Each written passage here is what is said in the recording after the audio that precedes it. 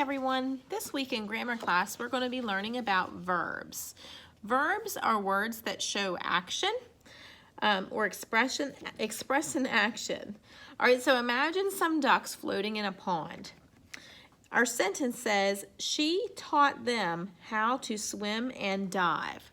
So we want to look at this sentence and we want to pick out words that are action, something that you can do. Okay, so the first verb is taught.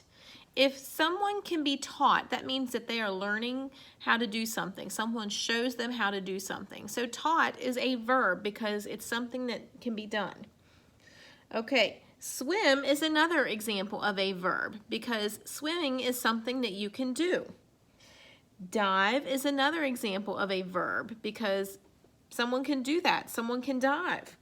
Okay, so again, verbs are words that show action. What's something that you're doing right now? Are you sitting? Sitting could be a verb. Are you watching? Watching is a verb. Are you listening? Listening is a verb. All of those things are things that you do, so we call them verbs. All right? So we're going to complete a little chart together. I want you to be thinking about some ducks.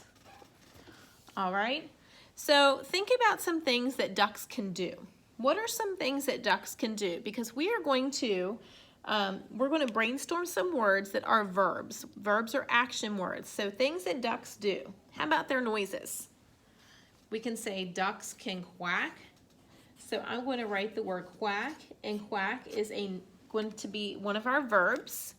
Have you ever heard a duck making a strange noise? Sometimes we say that's a squawk. Have you ever heard of a squawk? S-Q-U-A-K, squawk. Ducks can squawk. They make strange noises. Okay, how about walking? Ducks they have a waddle. They kind of waddle back and forth. So waddle is an example of a verb. Or if they go kind of fast because maybe you're feeding them, kind of like a run but not quite, we could call that a trot. So ducks can trot.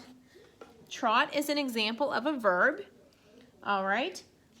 When ducks are in the water, we can say that they swim because they kind of float on top of the water and move about. So we can say ducks swim. That's another verb. And ducks also eat, especially if you go and feed them. Eat is something that you do. So we can say that is a verb also. All right. So we just brainstormed a nice list of verbs involving ducks. So we said squawk, quack, waddle, trot, swim, and eat. Now, something that would be helpful for you to practice your verbs, think of any animal. You could say a dog, a cat, or a fish, or even a snake. And you could do what we just did. You can brainstorm a list of things that they do, all right, to help you get more familiar with the verbs. All right, now, we have an activity that we're going to practice together. So in your small bag, I want you to find a dice or a die. You had a small one of these in one of the bags of things that I gave to you. So if you have a dice, or you can just watch and do this later. And then also, you have a roll, cover, and write sheet. So we're going to take a look at the roll, cover, and write. And we're going to use our dice for that, or die. Usually if we have two dice, we say dice, but one is called a die. All right, mine is large so that you can see the numbers. So what we're going to do for this activity is you can see we have lots of pictures. We have pictures and the words on the side. And based on how you roll, we're going to be writing the word, and we're going to write whether it's a person, a place, a thing, or a verb. So some of these words are nouns and some of them are verbs. All right, so we're going to kind of do a sort. So I'm going to just model how to do this, and you can try this on your own. All right, so I'm going to roll. I rolled on a 3. So I'm going to look in my 3, the word says place. So I'm going to look on my chart, and I'm going to find a place, somewhere where I could go. I'm going to say I could go to a lake. I like to go to the lake because sometimes they have a beach area where you can relax in the hot sun. Okay, so I'm going to write the word lake over here. And for type, a lake is a type of it's a place. So I'm just going to write It's a place. All right, so we're basically just sorting and classifying our words. All right, so I'm going to roll again. This time I get the number 5. The number 5 over here, it tells me thing. So I want to look for, so I'm just going to write a thing here. So I remember what I'm looking for. I'm looking for a thing.